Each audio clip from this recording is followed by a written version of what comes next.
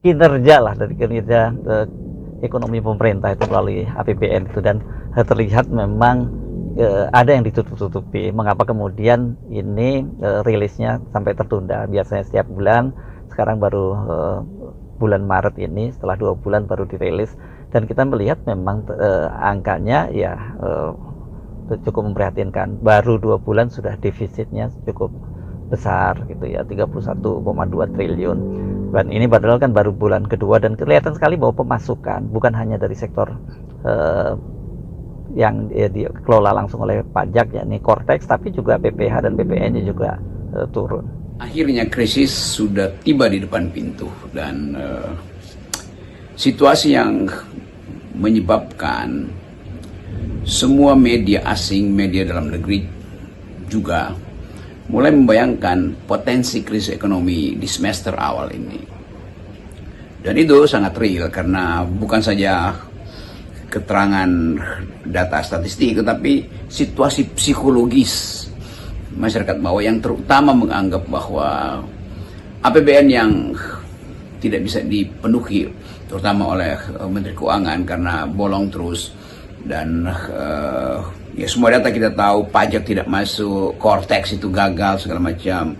Lalu orang berpikir, apa harapan yang bisa dijanjikan oleh pemerintah, oleh Presiden Prabowo, bahwa akan ada kemajuan ekonomi, akan tiba di 8%, akan ada koruptor yang dihukum.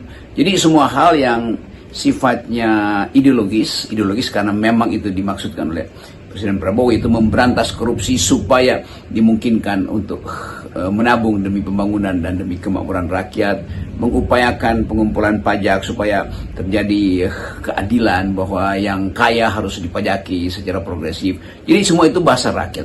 Tetapi rakyat selalu melihat bahwa semua yang dia ucapkan, yang diucapkan oleh Presiden hari-hari ini tidak mengalami progres. Nah, kita mulai membaca bahwa krisis ekonomi itu juga seharusnya bisa dihasilkan melalui progres terhadap apa yang dijanjikan oleh Presiden. 8% tentu susah, memberantas korupsi tentu susah, itu membatasi anggaran dipakai untuk hal-hal yang sifatnya mercusual tentu susah tuh. Jadi akhirnya ada semacam frustrasi, dan kita mulai pahami bahwa frustrasi itu ada bagian yang paling mampu untuk menghasilkan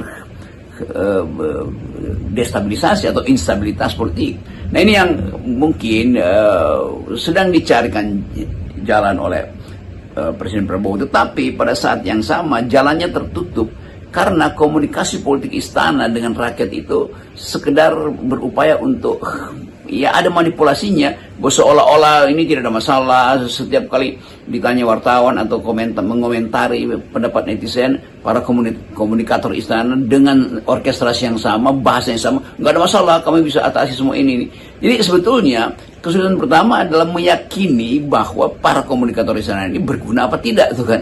Jadi rakyat tidak mungkin diterangkan dengan data yang rumit, dengan sistem pembahasan APBN yang seolah bagian ini bagus, bagian ini enggak, bagian pajak masih akan dicari segala macam. Yang real pada hari ini adalah orang pulang kampung tanpa bawa oleh-oleh, dan itu penanda pertama krisis.